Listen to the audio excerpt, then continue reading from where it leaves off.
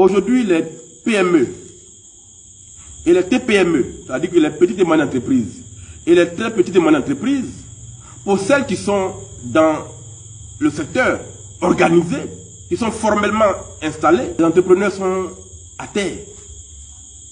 On met pour la plupart la clé sous le paillasson. Pour quelle raison? Mais tout le monde le sait. Aujourd'hui, dans l'administration publique, les entrepreneurs sont maltraités. Ils sont brimés. Alors que c'est eux qui créent la richesse. Ce n'est pas l'État de Côte d'Ivoire qui crée la richesse. Dans aucun pays au monde, l'État ne crée la richesse. C'est le secteur privé qui crée la richesse. C'est le secteur privé qui crée l'emploi. Chaque année, il y a 400 000 enfants ivoiriens qui sortent des universités de grandes écoles. 400 000. Tous les concours publics réunis, l'État ne peut employer que 15 000 personnes par an. Donc vous avez près de 380 000 personnes qui sont dans la nature et qui n'ont aucun espoir de trouver un travail. Parce que, en dehors de l'État qui embauche 15 000, le secteur privé a du mal à suivre le rythme.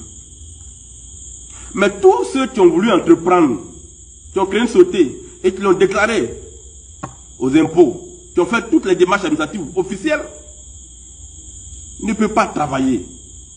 Parce que l'administration qui doit accompagner le privé est devenue elle-même entrepreneur.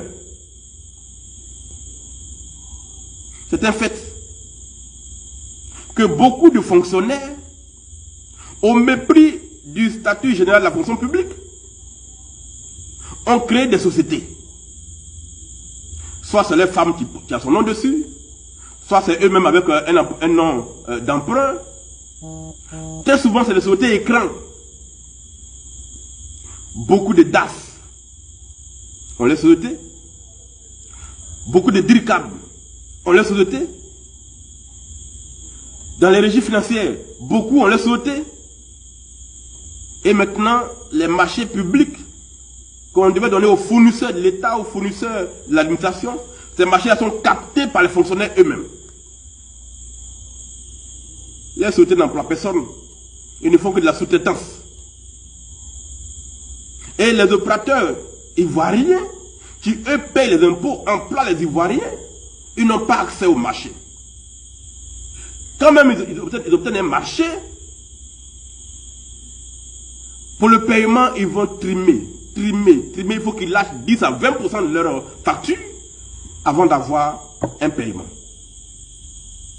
Mais comment le pays va s'en sortir si ceux qui créent la richesse sont brimés justement par l'administration publique?